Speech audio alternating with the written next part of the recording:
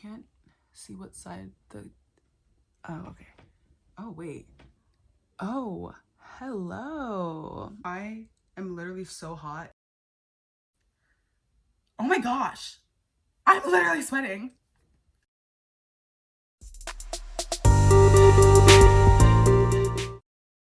If you've clicked on this video, I'm assuming you're here for one of two reasons. Either one, you're one of my wonderful friends who just supports me. So thank you for that. Hey girl, hey, I see you. Or two, you genuinely want to know how to do better in school. And I'm not even just giving these tips blindly. I didn't just do a little blind Pinterest search. Okay, wait, I have to adjust this. Oh my gosh, now I can see my pajamas. Like I was saying, you wouldn't go to the chief of a fire department to tell you how to make the best loaf of bread.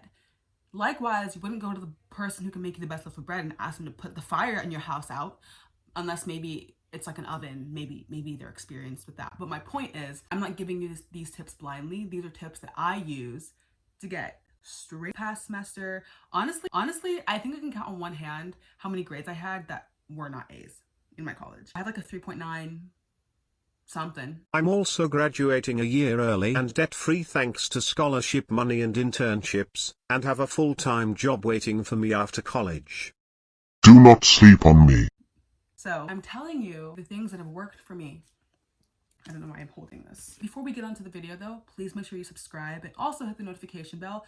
That way you never miss another video, because why would you want to miss this?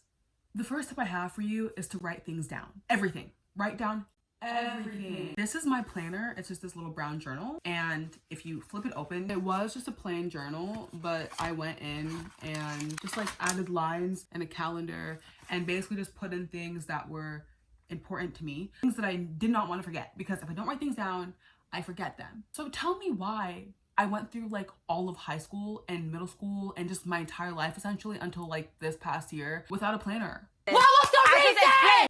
I was that kid in middle school who, when the teacher would come around to collect their assignment, I'd be like, I think it's in my locker. And then I would like run into the hallway and just like chicken scratch something and be like, I found it. And I'm sure they knew that. They just didn't want to say anything to me. So writing things down, I will literally write down if I'm planning to do a workout that day, or if I'm planning on going on a walk for that day, or if I'm planning on making dinner for the family that day, I'll write it down. And I do that not because I'm gonna forget the fact that I want to work out. Like I have a brain like Swiss cheese, but it's not that bad. I do that because it kind of makes me feel more productive to just check things off a list. So literally, if I'm like folding laundry, I'll put down fold laundry and then I'll check it off. I will write a list for the day, and if I've already done things, I will write them down just so I can check them off. It's something that makes me feel productive, and when I feel productive, I actually become productive. Crazy. Next thing stemming off of that is to use a calendar. I can't tell you how many times I've saved myself this past semester by using a calendar. You write things down, you schedule things a month and a half in advance, you're not gonna remember. I guess I can't speak for you. I'm not gonna remember. I have a brain like Swiss cheese, but it's not that bad. There have been many times where I almost went to double book or almost went to be like, yeah, I'm totally free, when I had like a test or a presentation. So do yourself the favor and just write it down. The first tip, use a planner. The second tip, use a calendar. Just write things down on your phone, on your computer, on paper, literally whatever you gotta do to remember. I'm being so needlessly aggressive over something as rudimentary as using a calendar. Also, I love how I'm saying this like it's some groundbreaking revolution when it's literally a calendar. An invention as old as time itself. Like, wow. Really revolutionary stuff, Chia. My third tip, in my opinion, one of the most important, is to chip away at the deadlines before they're upon you. It's time for a little story. I mention this in every single video. Oh my gosh, I'm literally that girl. Did I mention that I lived in Spain for a couple months? It's no biggie. I don't know if you knew that I lived in Spain. But anyway, so 2 semesters ago, when I was back in America after the pandemic, I had to do an independent study and write an essay, and I just like forgot. I'm embarrassed. Don't worry, you don't have to feel embarrassed for me because I feel embarrassed for myself. I forgot until the day before it was due. This was a research paper that my entire Spanish grade was resting on, and I just forgot. And I was supposed to have emailed this professor my prompt like 2 weeks ago. And so I just sent him a really brief email like, oh my goodness, like I'm almost done with my paper, but I just remembered I didn't send you my prompt. It's been a crazy, hectic, unprecedented time for all of us. So here it is. And he responded, okay. So I wrote this paper. Keep in mind, I had to find all of my literary peer-reviewed journal sources, write this entire paper, come up with a title, come up with like what I was actually doing. And I submitted it like, I want to say good hour and a half before it was due. Even though I remember the day before it was due, I had another paper that I was working on because I just love waiting till the last minute. So I started the day it was due and I handed it in the day it was due. I just work so well under pressure.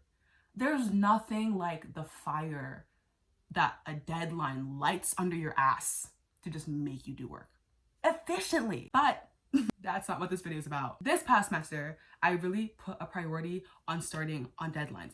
Honey, I was working on my midterm on week 3. Obviously, you can't always do that. I had a class where the midterms and finals were like more project-based. So I opened it and got started on that. So by the time the midterm had rolled around, I was done. Who am I? Who am I? But it works. It works. That class sucked. But I did it. Me. So even though it feels like this tip was just basically me saying like I'm super good at working under pressure, it's also me saying, you know that you have a deadline. If you have a big project due, don't wait until the week that it's due. Or if you're like me, the day that it's due to start writing the paper that your whole grade rests on. I got to finals week and like, don't get me wrong, I was stressed. A bitch was stressed. But I was like, damn, I remember having so many breakdowns. I remember having so many breakdowns in previous years during final semester. Like take a test, cry. Take a test, cry. Sleep, cry. Cry while you're in the shower. Eat, cry. It just was like my pastime. I had one breakdown over a class this semester, and that was because I was spending 10 hours a week on this class. At least. Okay. Tip number 4 is to find a schedule that works for you. Some people work better in the morning, some people work better at night or in the middle of the day. But whatever it is, find that time and really capitalize on it. I personally work really well in the mornings. I love having everything towards the beginning of my day so that I can just sign off in the evening and have that time to myself. Excuse me. To myself. What I would do when classes were in session, I would wake up at 7:30. I would get up, wash my face, brush my teeth, change, and then I would start work, like schoolwork, anything I had to get done. So if I was writing a paper, I would do a little bit of that, or do a bit of an assignment that had to get done, or my part of the group project, just anything that I had, any deadlines I had. And then at 9, I would work out, whatever it was, go for a run, do a little leg workout, whatever. Then I would eat breakfast and then have a bit more free time. And maybe I would read, maybe I would like watch some Netflix or something, I don't know. And then I would start my classes. But because my classes all started at 11:40 or noon, which is great because I had so much free time beforehand. But that schedule,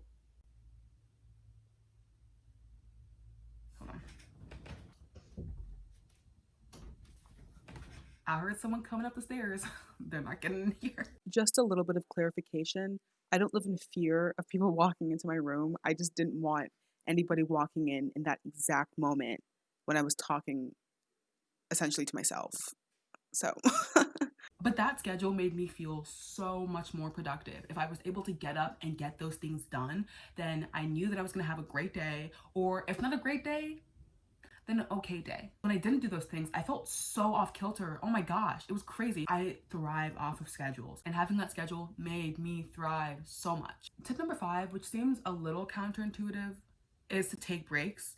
And I know you're like, oh, well, if I want to be productive, why would I just not work? By giving your brain that break, you're able to come back and hit it harder. I'm sure you can all relate to the feeling of just hitting a wall, of just like trying to read a book and it's just bouncing out of your head, like going in one eye hole and then leaving out the other eye hole. So by taking a break, you're really allowing your brain to kind of just like recalibrate. And it doesn't have to be any specific thing. Go on a walk, and not even like a whole trek. I would literally go on walks around my neighborhood, and just that would help kind of clear my head.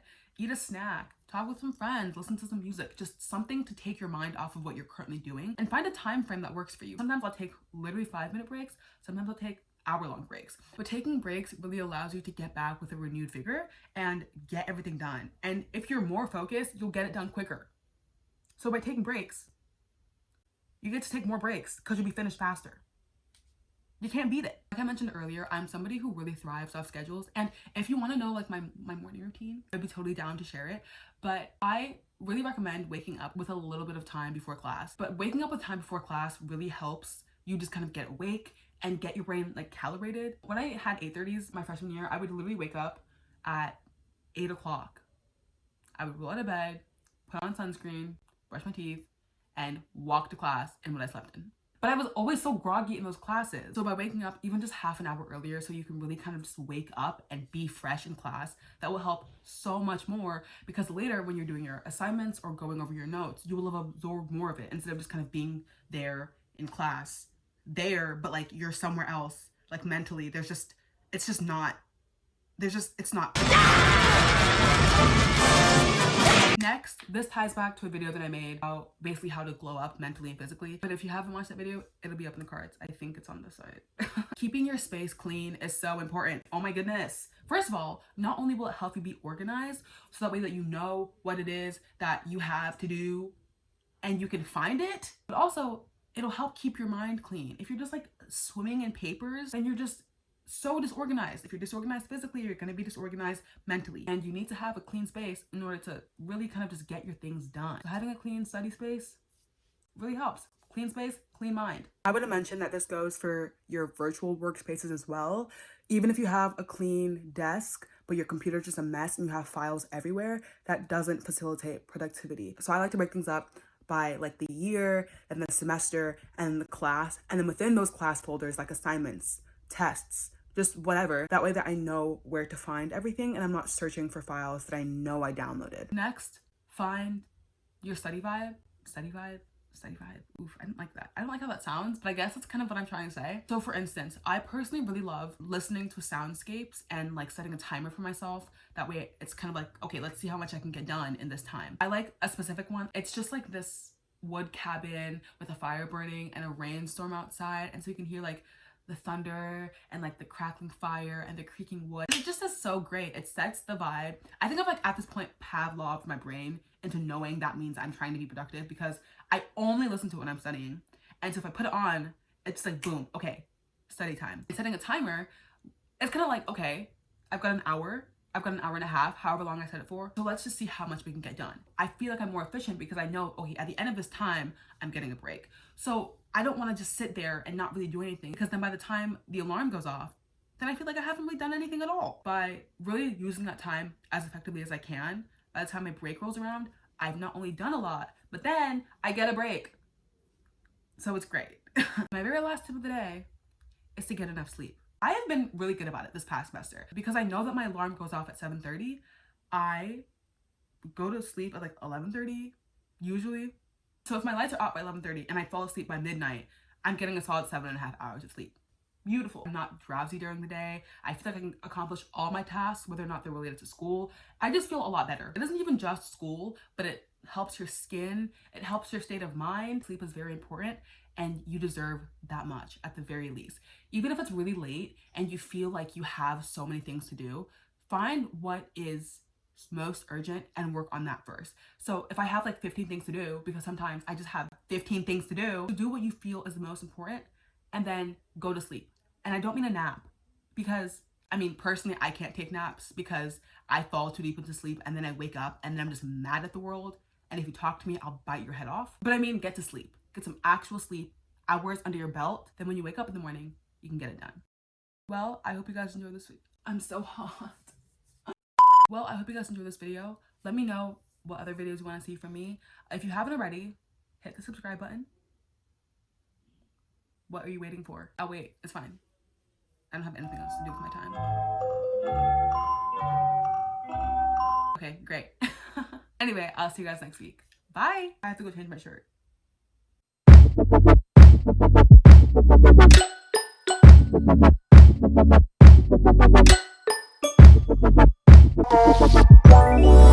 it go, make my body go.